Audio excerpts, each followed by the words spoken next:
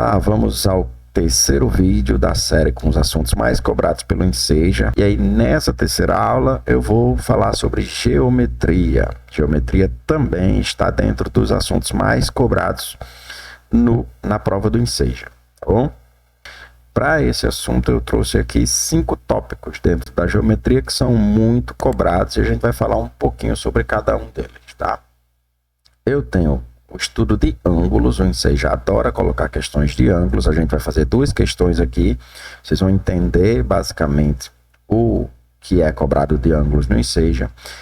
Muitas questões do Enseja também é apenas para identificar forma ou sólidos, tá? Então ele coloca lá a planificação e pergunta se eu juntar as partes, que sólido vai dar? Ou então às vezes ele já dá o sólido pronto e pergunta se aquilo é uma pirâmide, se aquilo é um cone, se aquilo é um cilindro.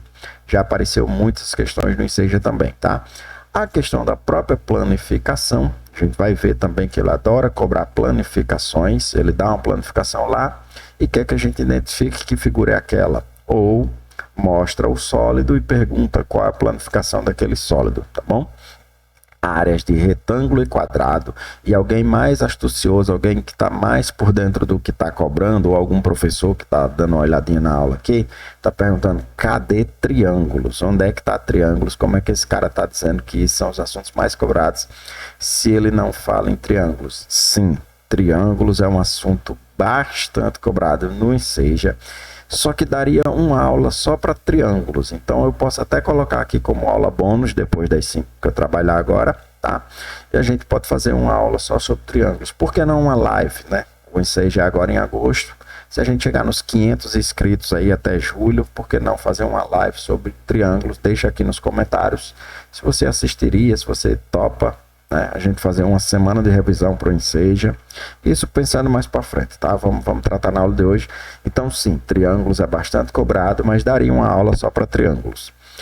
Além disso, volumes não é tão cobrado, mas dentro da geometria espacial, vez ou outra ele coloca volume do cubo, volume de cilindro, volume de paralelepípedo, piscina, caixa d'água. Sempre questões relacionadas a volume, a gente vai dar uma pincelada também na aula de hoje, tá bom? Vamos às questões então.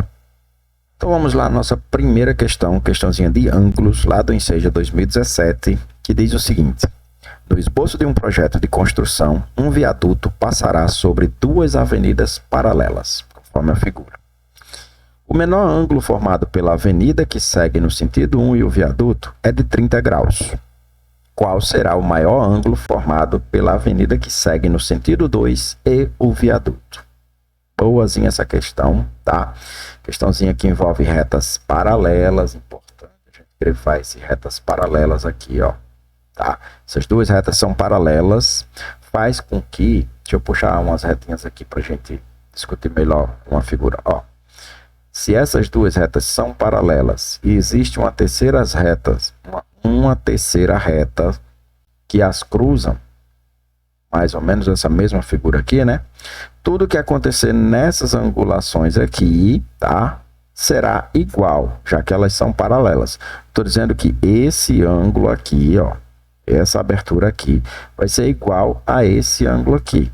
O ângulo que ocupa a posição dele lá, né? Você poderia dizer assim, o de cima à direita é igual ao de cima à direita dele.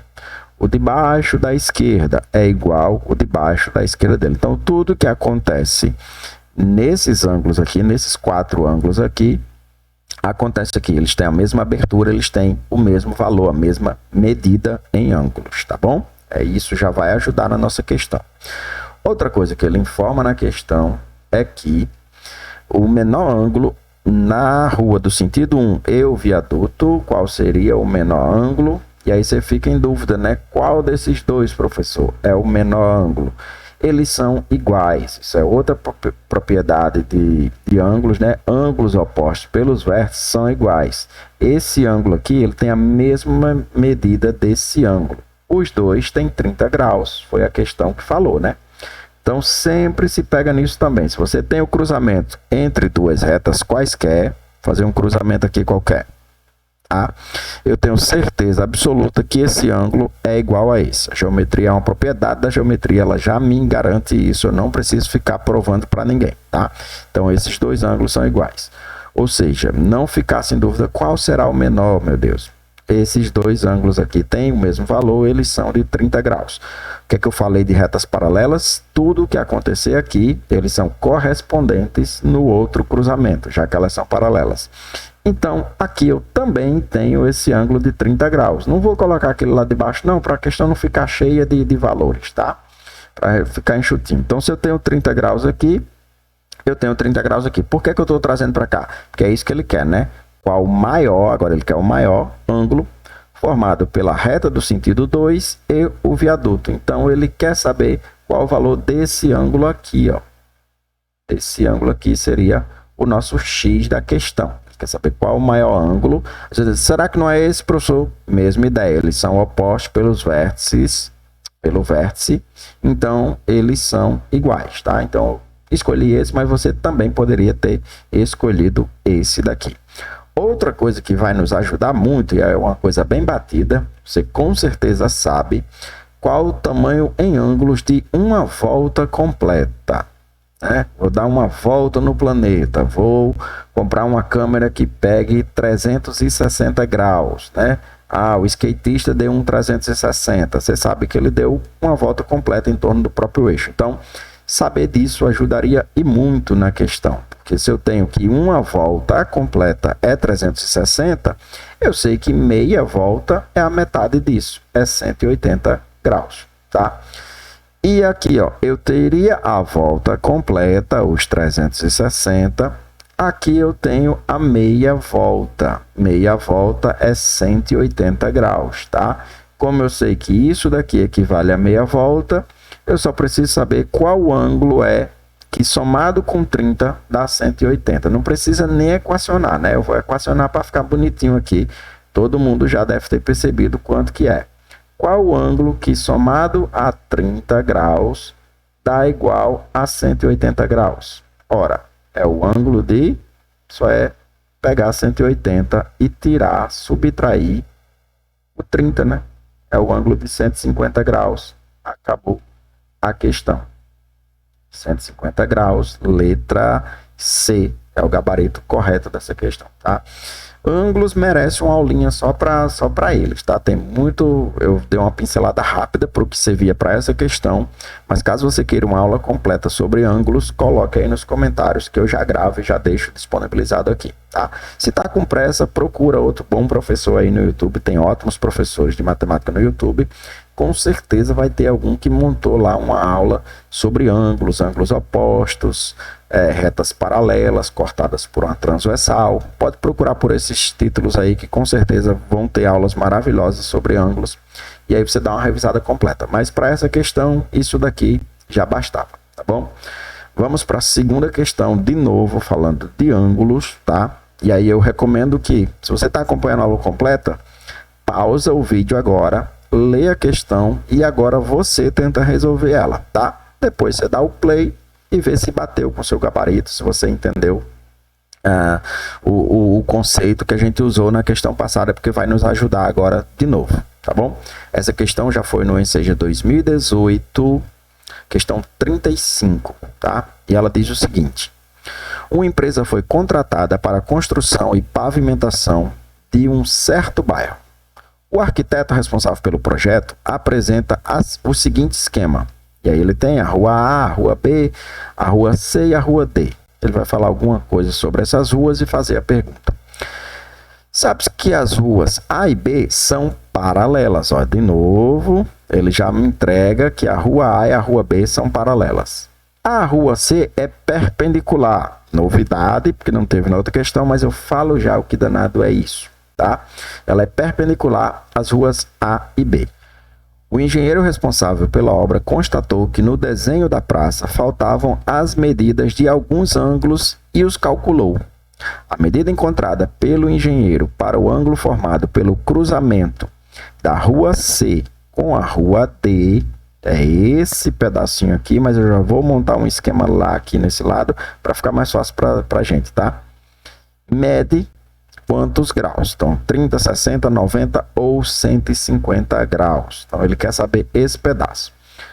Para ficar melhor, para a gente não ficar confuso aqui, já que as ruas têm duas retas, representam a rua, eu vou fazer assim, ó. Isso daqui é a rua A, isso daqui é a rua B, tá? Eu tenho a rua C aqui perpendicular, e aí eu já vou dizer o que danado é perpendicular. Quando eu digo que uma coisa é perpendicular, que uma reta é perpendicular a outra, estou dizendo que o ângulo formado no encontro delas é um ângulo reto, é um ângulo de 90 graus. O pessoal da construção civil usa muito essa ideia de ângulo reto. Existe até um equipamento na construção civil já para identificar se as paredes estão perpendiculares, se as paredes estão retas uma com a outra. Então, dizendo a você que duas retas são perpendiculares, eu estou dizendo que o ângulo formado por elas é de 90 graus. Tem até uma representação específica, ó, é esse quadradinho com um pontinho no meio. Viu isso daqui, você já sabe que isso é um ângulo reto, é um ângulo de 90 graus. Os pedreiros buscam direto esse ângulo quando vão fazer paredes, para saber se está perpendicular, para saber se não vai dar inclinação lá na frente da parede, tá? Então, onde eu disser que o encontro é perpendicular, eu tenho 90 graus. Tem aqui e aqui também tem, ó. E a chave da nossa questão vai saber que aqui também tem. Portanto, lá embaixo, lembra da questão anterior? Tudo que acontece no encontro de paralelas acontece lá na outra representação. Então, o que eu tenho aqui também, eu não vou colocar porque vai atrapalhar no desenho da nossa questão, também é 90 graus. E aí a questão vai finalizar agora. Ó. Isso aqui ele deu que isso daqui é 30 graus. Ele está nos perguntando qual é esse valor aqui que eu vou chamar de x. Ora, se eu percebo que essas retas são perpendiculares, né? A rua C, eu tenho duas retas perpendiculares, a rua A e a rua B. Aqui tem 90 graus. Lembra da meia volta que a gente usou na questão anterior, que era 180 graus? Então, se aqui era 180 graus, aqui já tem 90, aqui só falta 90. Ou eu já identificaria. Ora, essa reta aqui, a rua C com a rua B, é perpendicular. Então, aqui eu tenho 90 graus. Eu estou dizendo a você que x mais 30 vale 90 graus. E aí você faz igualzinho que a gente fez na última questão. Que ângulo eu somo com 30 para dar 90? Estou equacionando, mas eu tenho certeza absoluta que você já conseguiu identificar de cabeça qual o gabarito correto lá, né? Porque é só pegar 90 e tirar 30. E repare você que o Enseja, ele não cobra subtrações difíceis, ângulos 25, 27, 26,2. Geralmente ele dá ângulos bons, tá? Para a gente ganhar tempo e resolver de cabeça. Muita gente consegue fazer isso daqui de cabeça, tá? Mas 60 graus, fazendo 90 menos 30, letra B, é o gabarito correto. Então, duas questões de ângulos aí que caíram no Enseja. Com certeza, se você procurar nas provas anteriores, você vai encontrar mais questões de ângulos. E eu tenho quase certeza que esse ano na sua prova vai ter uma questãozinha de ângulos, que a partir de hoje você não erra mais. Então, estou pronto, professor? Posso resolver qualquer questão de ângulo? Não. Daqui para o dia do Enseja, tenta buscar na internet mais alguma questãozinha que talvez tenha até caído no Enseja, ou nos livros de ensino fundamental também, você consegue encontrar muitas questões de ângulos com retas paralelas, tá? Você vai encontrar esse assunto, vai revisar, mas eu tenho certeza que você vai conseguir resolver as questões que aparecer para você. Então vamos à terceira questão da aula de hoje, sobre identificar formas. Essa questão caiu no Enseja 2018, mas todo Enseja tem esse tipo de questão. Ele nos entrega a planificação, quando eu chamo assim a figura só toda deformadinha, isso é a planificação dela, tá? E aí ele vai perguntar que sólido é esse, ou ele faz o contrário, ele nos dá o sólido e pergunta qual a planificação, que seria a planificação daquele sólido, tá? Questão muito recorrente, aparece muito nas provas do Enem, e aí você tem que ter uma atenção especial para ela, porque geralmente ela está na questão do grupo verde, né? Esse grupo verde é o que a gente chama de questões fáceis. Lembrando, a prova do Enseja não exige que você acerte todas as questões, que você seja um super talento matemático para você conseguir a aprovação. É muito mais tranquilo do que pensam, né? O aluno às vezes fica nervoso, porque não sei essa 1, não sei a 2, e acha que já foi para o espaço, e aí ele já perdeu sua aprovação. Não. Das 30, a prova do Enseja tem 30 questões de matemática. Não existe um número específico de acertos, tá? Mas acontece de acertando, às vezes, 12 questões, o aluno já ser aprovado, tá? Agora, não é qualquer 12, né? Você pode dizer, mentira, professor, no ano passado eu acertei 12 e não fui aprovado. É que o Enseja, ele não usa uma correção como a gente está acostumado dos professores da escola, né? Eu, quando dou aula na escola, eu tenho uma prova lá com 10 questões e no começo da prova eu já digo ao aluno, cada uma vale um ponto. Pronto, ele tira lá, quando ele souber que acertou 5, ele já sabe que tirou 5. Acertou 8, ele já sabe que tirou 8. O Enseja não funciona assim, tá? Um dia eu posso gravar um vídeo sobre isso. Na verdade, tem um vídeo no meu canal, só que é com relação ao Enem, mas funciona da mesma forma. Tanto o Enseja como o Enem, eles usam para correção um negócio chamado TRI, tá? Teoria de resposta ao item. Não cabe aqui eu ficar esmiuçando isso agora para você, mas só fica com essa informação na cabeça. Quanto mais fácil é uma questão do Enseja, mais pontos ela vai me dar. Então, eu não posso deixar de acertar uma questão fácil. Eu tenho que me preocupar em acertar as fáceis. Quanto mais fácil é a questão, mais ponto eu vou ganhar, tá? Parece não acreditar de tão bom que é isso, mas é assim que o Enseja funciona, é assim que o Enem funciona, tá?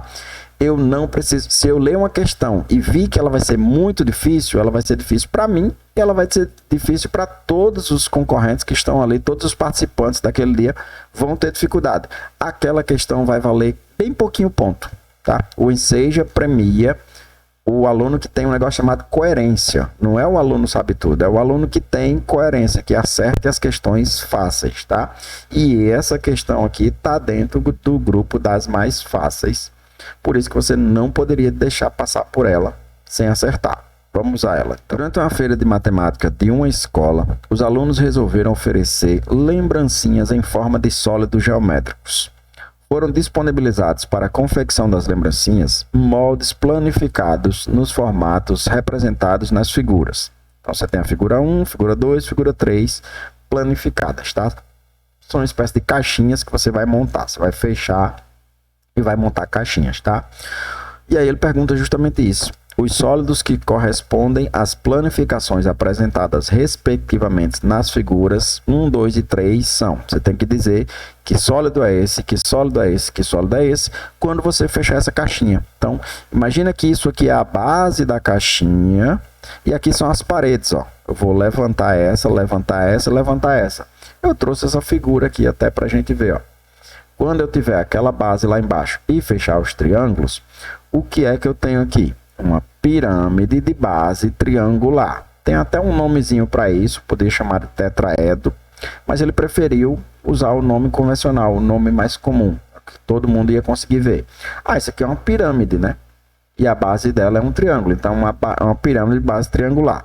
Estamos então entre a letra A, a letra C e a letra D, né? Não é um prisma. Posso até dar essa diferença de prisma. Deixa eu mostrar as figuras e aí eu passo rapidamente a diferença de pirâmide e prisma para você, tá bom?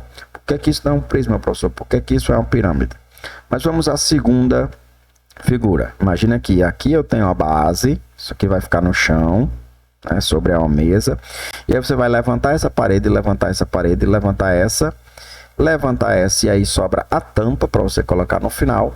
Você vai ter esse sólido aqui, que todo mundo sabe o nome disso. Isso daqui é um cubo, tá? O cubo, uma caixa perfeitinha, né? Tem a diferença de cubo e paralelepípedo. O paralelepípedo ele teria alguma medida diferente aqui. Ele seria mais largo, ele seria mais alto, ele seria mais comprido aqui, tá? Mas essa daqui é um cubo.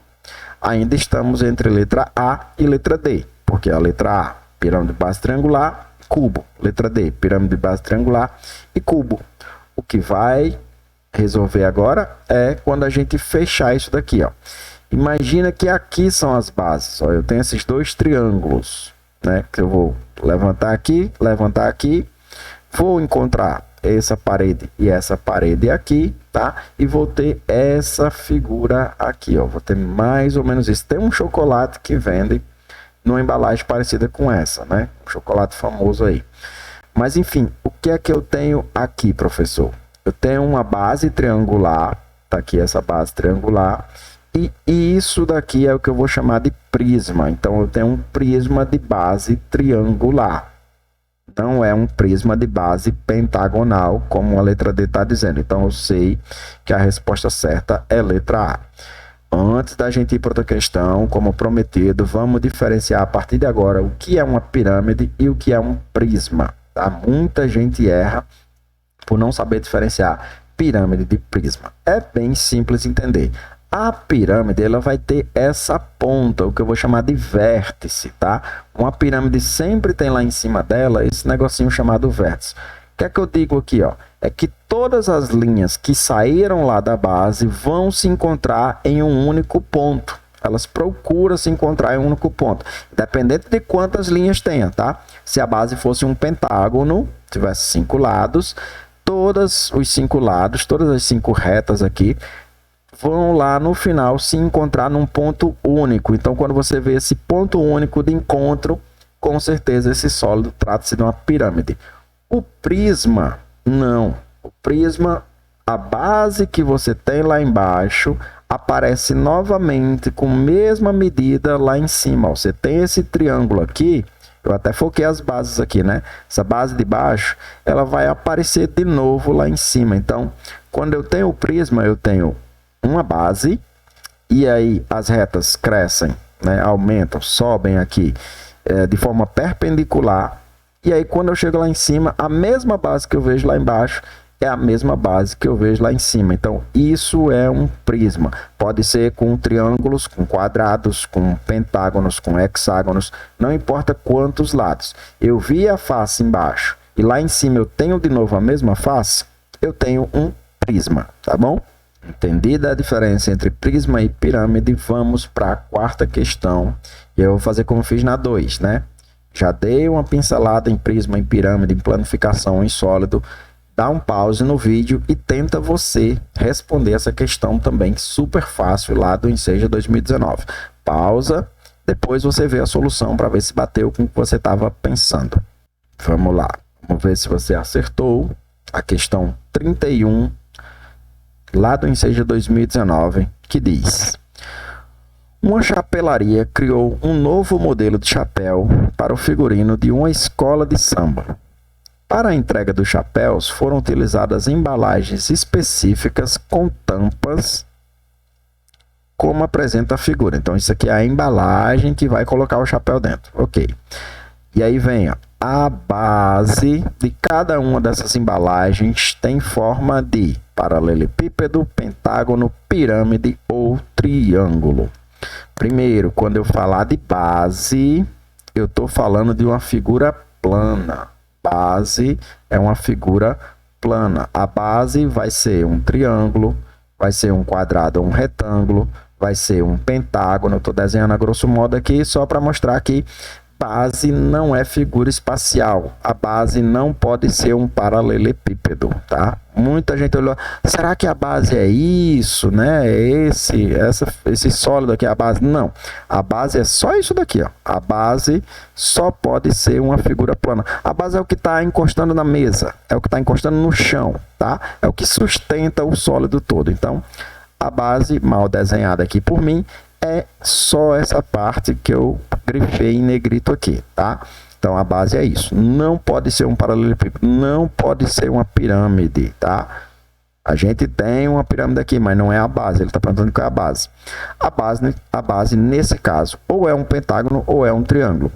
Para ser um triângulo, ele precisaria ter 3 lados. Não, aqui eu tenho 1, 2, 3, 4, 5 lados. A base tem 5 lados, a base só pode ser um pentágono. Vê como é tranquila, desde que você tenha os conceitos formados, né? Quando ele falar em base, não venha com sólido, porque não é.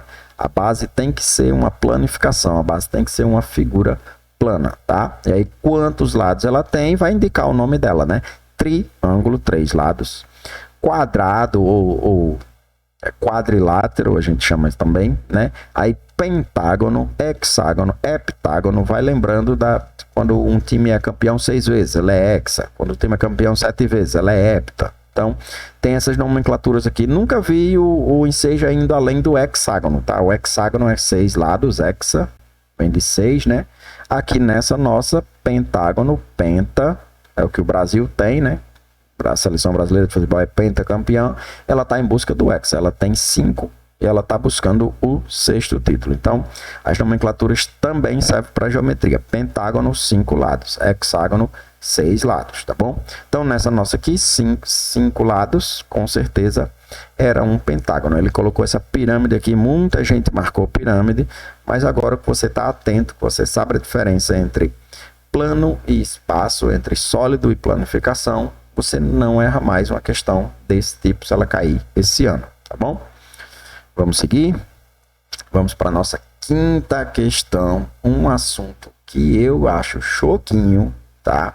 Mas que geralmente cai.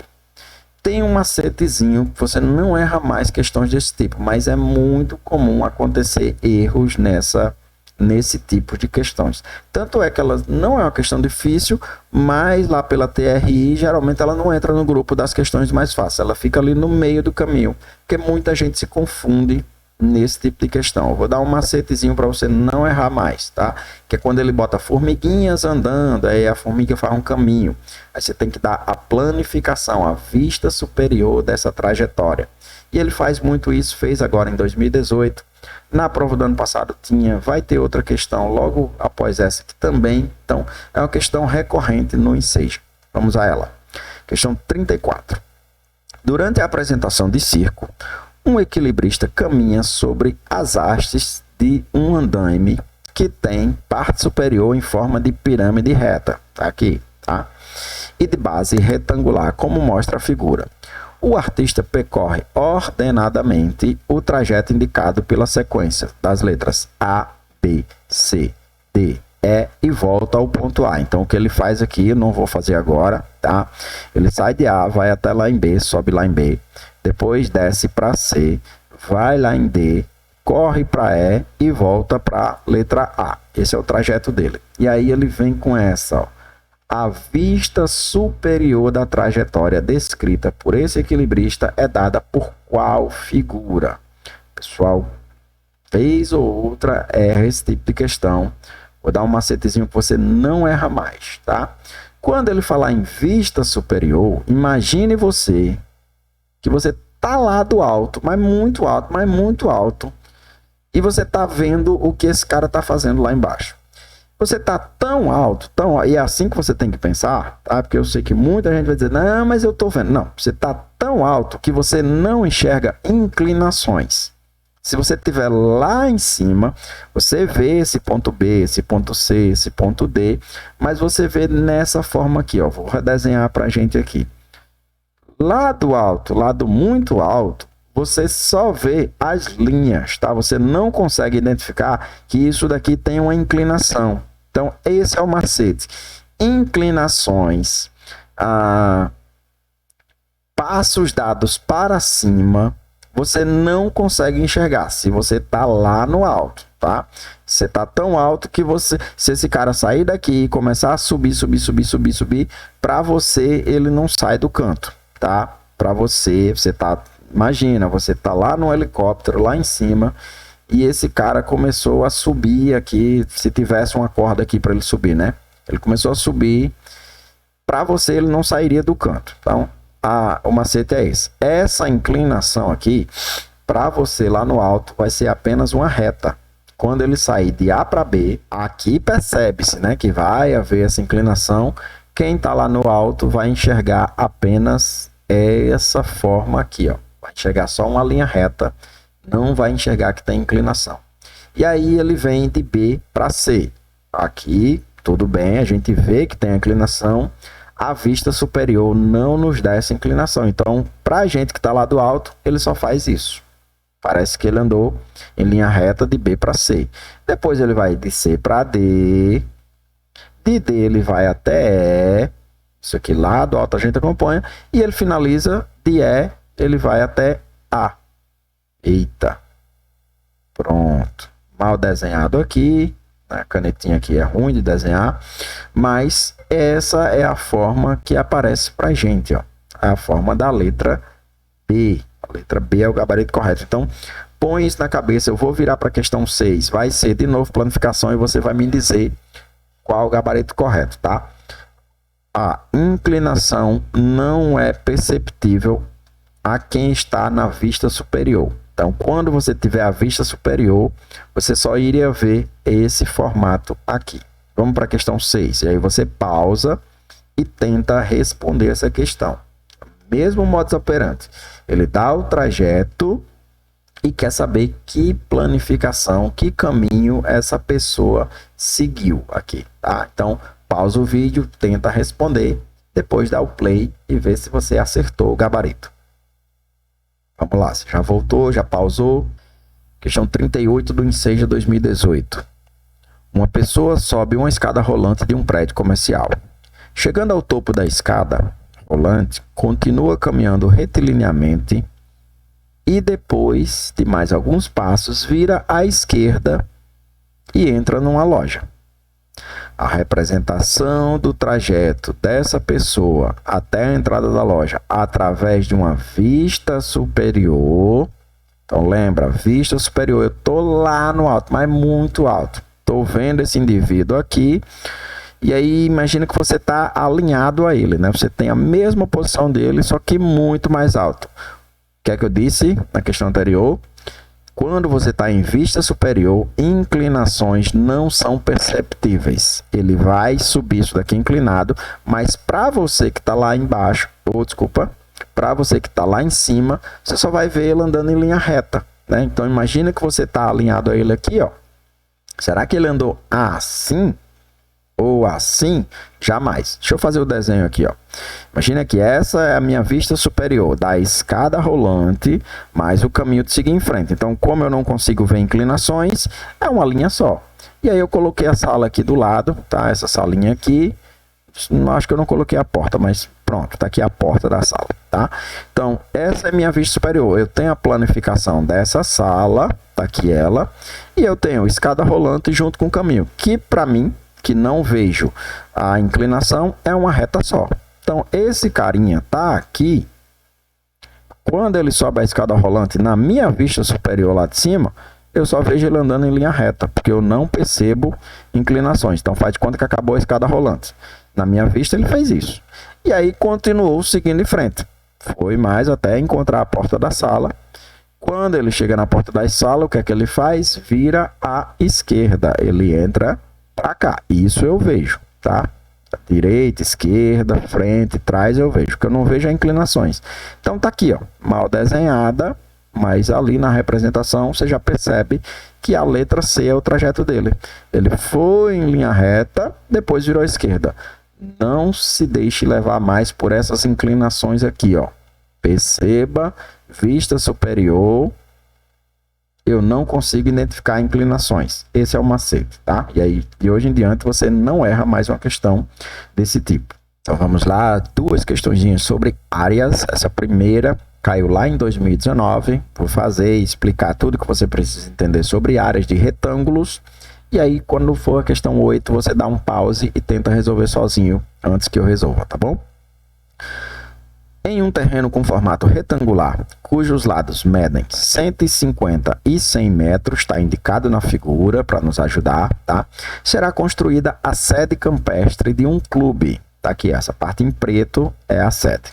A direção do clube pretende que a sede tenha formato retangular e área com medida compreendida entre 5.000 e 5.500 metros quadrados. Então, no mínimo 5.000, no máximo 5.500. Ok. Será construído um caminho pavimentado com 20 por 10 de largura, tá? 20 de comprimento, 10 de largura, para acesso à sede que a gente identifica aqui também, ó, essa parte em cinza mais escuro. E aí ele explica tudo isso. A figura mostra a sede na cor preta e o caminho pavimentado na cor cinza escura. A área restante do terreno, que é mostrada na parte cinza clara, será gramado. Então eu vou ter grama em toda essa parte aqui. É isso que ele vai perguntar. A área a ser gramada medirá em metro quadrado no máximo. Então eu quero a maior área possível de grama, tá? Como eu quero a maior área possível, eu já vou voltar para mostrar isso aqui a vocês, ó. Repara que ele disse que não tem um tamanho exato para a sede, mas ele quer que a sede tenha entre 5.000 e 5.500 metros. Repara para não confundir, tá? Que muita gente pegou esse aqui máximo e usou esse 5.500. Como você quer maior área livre possível, o que é que você tem que fazer com essa sede? Construir ela no menor tamanho possível. Então, o menor tamanho de sede vai me fornecer a maior área de grama, tá? Então, eu tenho que fazer uma sede com até 5.000 metros quadrados. Tenho que fazer a menor sede possível, 5.000 metros quadrados. Pronto, e é isso, tá? É calcular essa área total do terreno, depois tirar a área da sede e tirar essa areazinha também, tá? Quando eu fizer isso, eu encontro qual a área de grama. Vamos lá? Primeira coisa, quanto que é a área total, a área do terreno que eu tenho aqui, ó? É 100 por 50. Áreas retangulares você descobre multiplicando os dois lados, tá? Multiplica um lado pelo outro, você tem a área total de um terreno. Então, se alguém está vendendo para você um terreno de 12 por 30, você quer saber quantos metros quadrados tem? Multiplica 12 vezes 30. Para muita gente isso é comum, isso já é conhecido, tá? Estou só reforçando aqui para alguém que não tinha essa informação ainda. Então, área do retângulo, base vezes altura, comprimento vezes largura, um lado vezes outro lado. Então, multiplica aqui esses dois lados, você vai encontrar 150 vezes 100. Como é que multiplica isso, professor? Rapidamente. Multiplica os termos que não são zeros. 1 vezes 15. Aí você coloca o 15. E aí você vê quantos zeros tem no produto inteiro. 1, 2, 3. E aí você repete. 3 zeros, tá? Multiplicações que tem zeros no final. Multiplique apenas os valores não nulos. Depois só reescreva os zeros. Então, eu tenho um terreno total de 15.000 metros quadrados. Nesses 15.000 metros quadrados, eu vou ter a sede que tem que ter no mínimo 5.000 metros quadrados, e é esse valor que eu vou usar. Então, 15.000 metros, vai encomendar 15.000 metros de grama? Não, porque 5.000 metros vai ser de sede, então você já não encaminha, não encomenda esses 5.000 metros aqui, porque senão vai sobrar grama, né? Você não vai botar grama na sede. Outra coisa que ele disse que isso aqui vai ser pavimentado, calçamento, né? Esses 10 por 20. E aí, qual que é essa área? Mesma ideia do terreno todo. É um retângulo medindo 10 por 20. Como eu quero essa área aqui, basta que eu multiplique 10 vezes 20. Então, o caminho, né, para se chegar na sede é de 10 por 20. 1 vezes 2 é 2, repito os dois zeros, eu tenho que isso daqui vale 200 metros quadrados, tá bom? Agora sim, basta que eu subtraia todo o terreno, menos a sede, menos o caminho. Pode tirar um, depois tirar o outro? Pode. Pode juntar esses dois, que aí serão áreas construídas, e tirar? Também pode, tá? O que eu fiz aqui foi, a grama será posto no terreno total, subtraído a sede, subtraído o caminho. Então, foi assim que eu fiz. 15.000 menos 5.000, menos 200. Dá para fazer de cabeça, tranquilamente. 15.000 tira 5.000, fica com 10.000. 10.000 tira 200, fica com 9.800 metros quadrados. Letra B é o gabarito correto dessa questão, tá? Então, aqui você deu uma revisada rápida ou aprendeu área do retângulo e como que a gente faz área parcial, né? É só tirar a área total menos as áreas que eles vão indicar na figura. Ele gosta muito de fazer isso também. Vamos para a questão 8, que é lá de 2017, que também envolve áreas de retângulos e áreas de quadrados. E aí você vai tentar resolver, pausa o vídeo, depois volta para assistir a resolução e saber se acertou, tá bom? Pausou, voltou, chegou numa resposta, vamos lá ver, conferir se você chegou na resposta correta. Um jardineiro trabalha na colocação de um gramado, de novo grama, ó, no quintal de um terreno retangular, ao redor de uma casa, conforme ilustrado na figura. Foram gastos 120 minutos de trabalho para a colocação do gramado na região quadrada sombreada. Região com gramado colocado. É essa daqui, tá? Ok. Considere que o jardineiro continuará trabalhando no mesmo ritmo até a conclusão da obra, sem interrupções. Ele não vai parar. O rojão que ele pegou aqui, ele vai seguir no mesmo ritmo e vai executar as áreas em tempos iguais, tá? Então, falta colocar essa parte aqui. Aqui eu tenho a casa, aqui eu já coloquei, aqui falta colocar. Nessas condições, o jardineiro vai concluir seu trabalho em quantos minutos? Boazinha essa questão. Envolve áreas, mas também envolve ali uma razão e proporção, uma regra de 3, que no caso vai ser nossa próxima aula, tá? A aula 4 dos assuntos que mais caem é razão e proporção, é escala, é regra de 3. Vocês vão ver comigo também, tá? Se está assistindo esse vídeo bem depois, é capaz dessa aula já estar gravada. Então, se ela já está gravada, ela já está aqui na descrição. Se você está acompanhando mesmo, eu lancei hoje, você já está vendo hoje, a aula de razão e proporção não está pronta ainda, ela vai sair na semana que vem, tá bom? Vamos lá, vamos à questão. Ele disse que em 120 minutos conseguiu gramar essa região. Qual as medidas dessa região? Olha, não tem esse lado, professor. Tem, tá aqui, ó. São retângulos. Esses 6 metros também estão aqui. Aqui eu também tenho 6 metros. E aí basta eu saber que isso agora é uma área de 6 por 6. Como é que calcula a área? Multiplica os dois lados. 6 vezes 6. Aqui eu tenho 36 metros quadrados. Eu fiz 36 metros quadrados em 2 horas, em 120 minutos, tá bom? O que é que falta fazer? Essa região aqui, ó, que ela tem 3 por 18. Onde é que você está vendo esse 18, professor? Todo o terreno aqui, ó, 12 mais 6. Aqui eu vou ter 18. Então, 3 vezes 18 me dá essa segunda área aqui. Alguém poderia até fazer um jeito aqui, ó, bem mais legal, que é passar uma linha aqui. E aí conseguiria também responder essa questão de uma forma genial. Deixa eu apagar esse 18 aqui.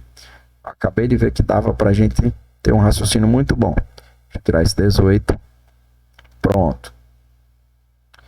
Se eu traçar uma reta aqui, eu tenho 3 metros aqui, tá? Por 12. 3 vezes 12, isso aqui vai dar 36 metros quadrados.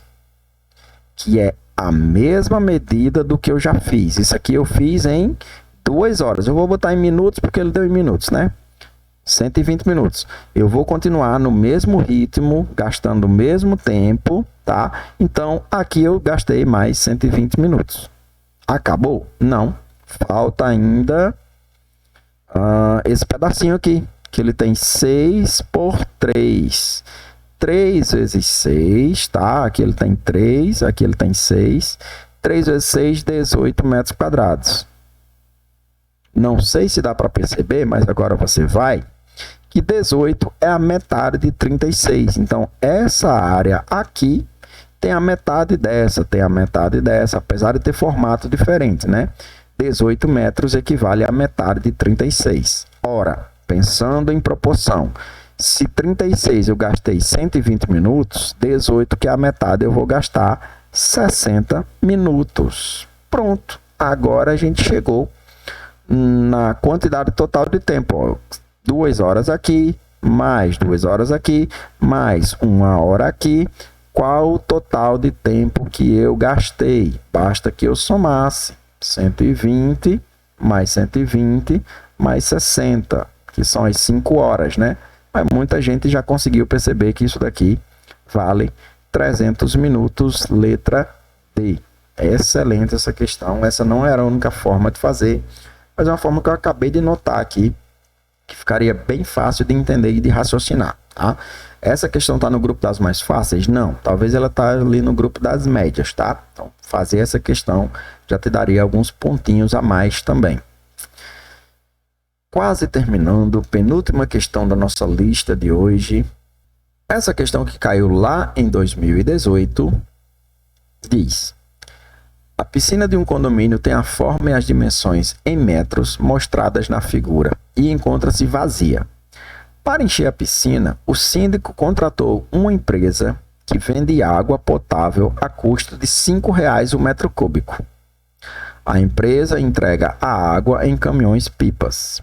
O síndico comprou apenas o volume de água correspondente a um caminhão, que é vendido por R$ 90,00, mas não sabia se seria suficiente para encher a piscina. Na situação descrita, a quantidade de água adquirida foi suficiente, ainda sobrou 2 metros cúbicos. Foi suficiente, ainda sobrou 10. Não foi suficiente porque faltou 2, ou não foi suficiente porque faltou 10, tá? Então vamos lá, vamos falar de volume. Como eu tenho a área igual ao produto dos dois lados, tá?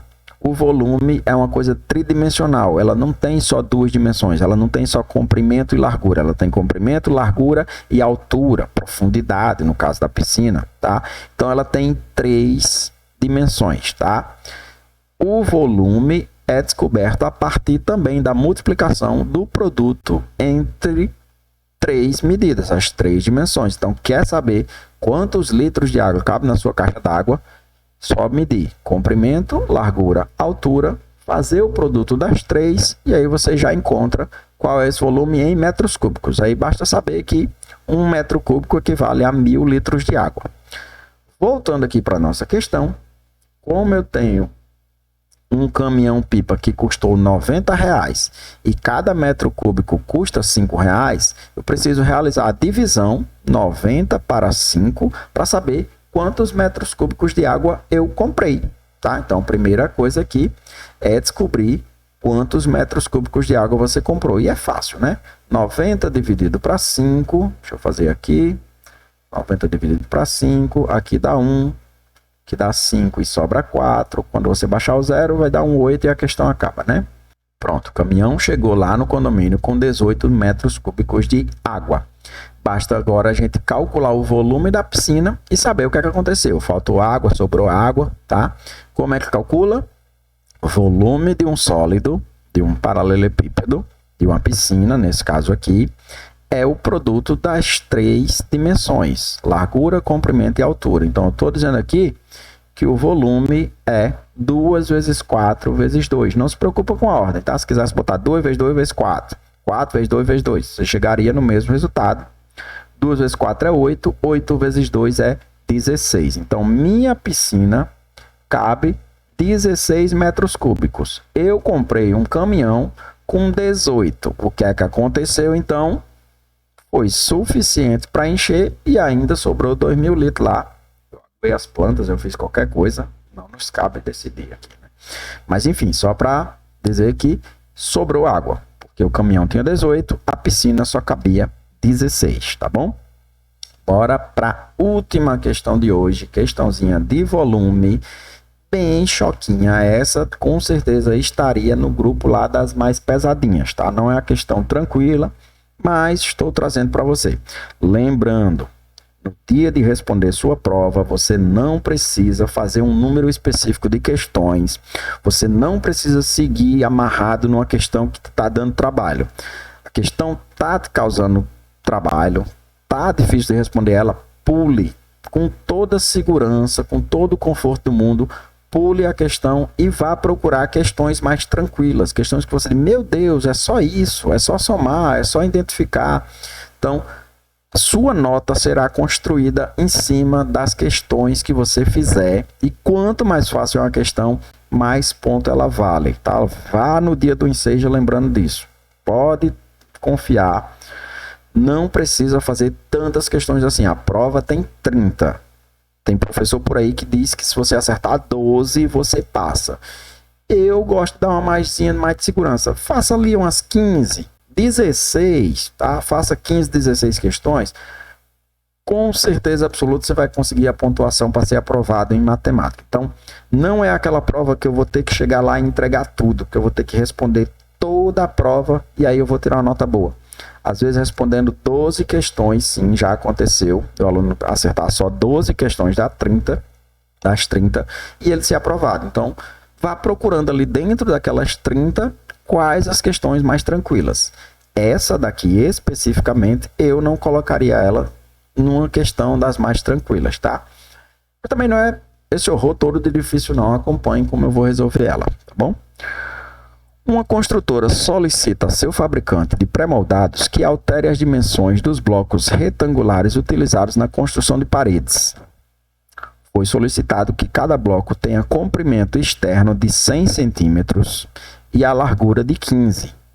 O fabricante calculou que a espessura da parede do bloco será de 3 centímetros para suportar o peso do empilhamento dos blocos, sendo necessário dimensionar a altura do bloco de forma a utilizar o volume de concreto de 39.240 centímetros na produção do bloco, conforme ilustra a figura. Outra coisa que dá medo é quando você vê esse número feio aqui, né? Geralmente tinha números bonitos, 10.000 centímetros cúbicos, 50.000 centímetros cúbicos, 20, aí ele chega com esse número horrível aqui, então muita gente já se assusta daqui. Se o número tá feio, é porque as contas vai chegar de uma forma que a gente consegue embelezar esse número aqui, não se preocupe não, tá? Vamos lá. Nessas circunstâncias, qual deve ser a altura? Ele quer esse valor aqui. Parecido com a questão que a gente fez de área, que é a área total menos a área da sede, aí dava grama. Isso daqui vai ser mais ou menos a mesma ideia. Ele quer saber quanto de concreto vai ser usado. Na verdade, ele já dá, né? É isso daqui. Qual é a altura para que seja exatamente esse volume de concreto? E aí você tem que imaginar que esse bloco, essa área em cinza aqui, é vazada, não vai concreto, né? O bloco é vazado. Então, eu tenho toda essa espessura de 15 por 100 vezes uma altura aqui. Quando eu subtrair essa outra região, que a gente já vai falar nela agora, tá? Imagina, ó, no bloco, na parte externa, eu tenho 15, beleza? Mas nessa parte interna aqui, ó, que vai daqui para cá, eu não tenho mais 15, porque eu perdi 3 com mais 3 aqui. Eu perdi 6 centímetros, então a área interna só vai ter 9. Coloquei aqui, porque aqui já tinha uma seta, tá? 9. Mesma coisa acontece, daqui para cá eu tenho 100, mas eu perdi 3 aqui e eu perdi 3 aqui. Então, essa linhazinha aqui vai dar 94, ok? É isso que eu vou trabalhar agora.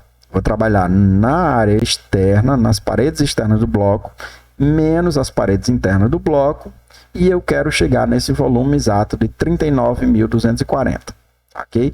Calculando esse volume 1 aqui, ó, volume externo, se todo ele fosse usado, né? Seria 15 vezes 100 vezes essa altura que em matemática a gente pode chamar de H, tá? A altura a gente pode chamar de H, você poderia chamar de X, poderia chamar de A, não tem problema não, mas quando você vê esse H aqui, geralmente a gente está tratando de altura em matemática. Então, 15 vezes 100 vezes H, 15 vezes 100 dá 1.500, 1.500 H, já que eu não consigo fazer nada com esse H ainda, deixe ele quieto aqui. Então, por enquanto, eu tenho 1.500 H. Tranquilo. Quando eu for calcular o volume 2, volume interno, vai ser 9 e não mais 15. Vai ser 94 e não mais 100. De novo, vezes H. Tá? Eu tenho essa mesma altura aqui. A altura não vai mudar aqui no caso, não. Tá? A altura vai ser a mesma. Então, 9 vezes 94, eu já fiz aqui para vocês, 846 H. Bom, 9 vezes 94, 846 vezes H, 846 H. Chegamos ao norte final da questão, tá? Ele está dizendo que esse volume aqui, menos esse volume aqui, dá 39.240. Eu equacionei isso, a gente vai resolver uma equação do primeiro grau, tá? E descobrir o valor do H. Então, 1.500 vezes H menos 846 vezes H dá 39.240. Subtraindo 1.500 menos 46, você vai encontrar 654. H é igual a 39.240. Basta então que você passe esse 654 dividindo, tá? O 39.240 e você vai encontrar o valor de H. De novo, falando, ó, número feio, essa divisão não tá suave. Lá vou eu abrir a chavezinha e fazer a divisão. Sim, mas, como eu sempre digo nas questões, tenta botar a cabeça para funcionar antes. Tenta fazer um cálculo aproximado ali para ver se você não vai acertar. Ó, imagina que isso daqui é 39 mil e aí você tem 600. Pode imaginar em dinheiro, dinheiro é uma ótima estratégia para pensar, né? Comprou uma coisa de 39 mil e as parcelas serão 600. Não se preocupa com os bagaços, tá? Se você pagar 10 parcelas de 600, o que é que você chega? 6 mil, tá? 10 parcelas de 600, não chega nem perto. 20, 12 mil. 30, 18 mil. Tô chegando perto. Ó, já não pode ser mais isso daqui, tá? 30, 18 mil. 40, 24 mil. Já não pode ser mais essa. Porque com 40 parcelas, 40 vezes isso daqui, você já ainda chegou em 39. Ou, desculpa, 40 você ainda chegou em 24. Você precisa chegar em 39. 50 vezes de 600, daria 30 mil. Ainda não chega. 60 vezes de 600 daria 36 mil. E ainda não chega. Claro que a gente não botou os bagaços aqui, né? Tem o 240, tem o 54, que vai fazer toda a diferença nessa questão aqui. Mas você viu que no 60 ainda nem foi suficiente. Então você já descarta também esse 57, tá? E aí, como você tem certeza agora que só sobrou 60, tenta fazer 60 vezes 654 para ver se não dá certo, né? Vai como quem não quer nada. Será que é 60? 0. 6 vezes 4, 24, vai 2. 6 vezes 5, 30, com 2, 32, vai 3. 6 vezes 6, 36, com 3, 39. Dá certinho 39.240. E aí você encontra, por estimativa, sem precisar fazer a divisão, que eu sei que é um pouco mais chato para muita gente. Você encontrou por estimativa, fez o teste ali na multiplicação para ter certeza, e aí encontrou sim que a altura é 60 centímetros, letra D. Finalizei a aula de hoje. Lembrando sempre, inscreva-se para fortalecer o projeto. Continue acompanhando as aulas preparatórias para o Enseja. Comente, é isso que eu digo sempre. Coloque nos comentários o que é que você quer, o que é que você está precisando. Aula de quê? Assunto de quê? Qual o dia melhor para fazer live? Se você topa assistir lives preparatórias para o Enseja, tá? Então, nos comentários é que eu peço as opiniões de vocês, tá? Se o vídeo foi útil para você, a forma de você avisar isso para o YouTube é deixando o like. Então, quando você deixa o like, o YouTube sabe que aquilo te ajudou. Se te ajudou, pode ajudar outra pessoa. E eu digo sempre, se você conhece alguém que está se preparando para o Enseja, se você tem algum amigo que vai fazer a prova junto com você, compartilha esse vídeo direto com ele. Manda o link do vídeo, ó, uma aula sobre geometria aqui, você disse que tinha dificuldade em geometria? Então, compartilhe com alguém que você sabe que vai ajudar. Vou ficando por aqui. Próxima aula a gente vê razão e proporção e regra de 3. Forte abraço e até mais.